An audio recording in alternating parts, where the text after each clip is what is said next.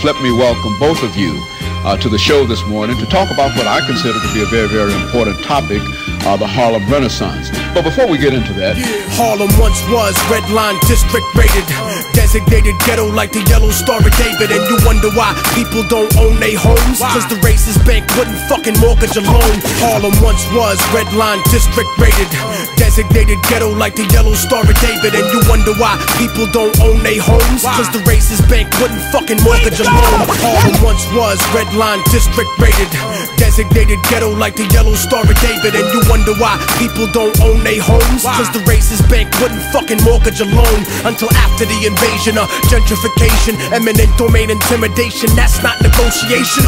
And it's frustrating to look at every day, like watching a porno on 56K. Biohazard labs instead of storerooms. What's next, motherfucker? Projects and dorm rooms. You ain't fool nobody in this community, dude. With your little fake Manhattanville community group. Ivy League, real estate firms are corrupt. I lay siege to your castle like the Moors in Europe. They treat street vendors like criminal riffraff, while politicians get the corporate kickbacks. Harlem Renaissance, a revolution betrayed. Modern day slaves thinking that the ghetto is safe, so they start deporting people off the property, ethnically cleansing the hood. Economically, they wanna kill the real Harlem Renaissance, trying to put the Virgin Mary through her early menopause. The savior is a metaphor for how we set it off. Guerrilla war against the rezoning predators.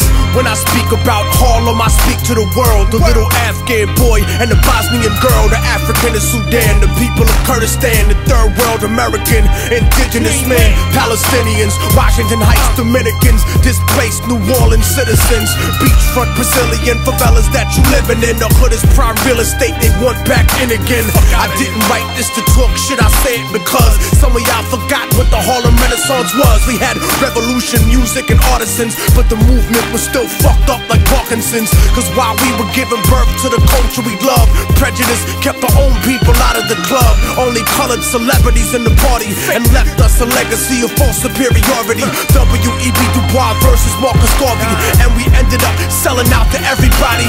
The Dutch Schultzes and the John Gottis, banksters, modern day gangsters, the Mobilari. They wanna move us all out the NYC, like they did to the Jews with the Alhambra decree.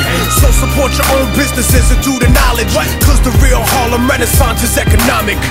Harlem Renaissance, a revolution betrayed. Modern day slaves thinking that the ghetto is safe, till they start deporting people off the property, ethnically cleansing the hood. Economically, they wanna kill the real Harlem Renaissance, trying to put the Virgin Mary through her early menopause. The savior is a metaphor for how we set it off. Guerrilla war against the rezoning predators.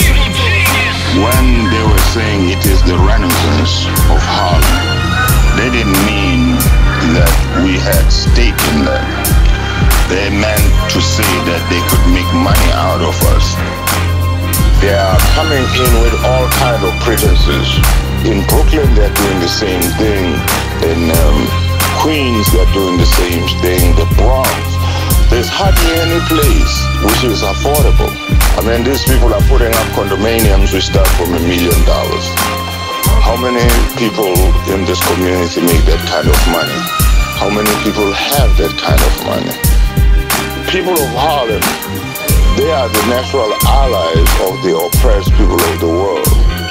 Whether the struggle is in Panama, in Africa, Cuba, we spend money with the wrong people. We are looking for love with people who don't love us. What's wrong with us loving each other and making sure that we are protected?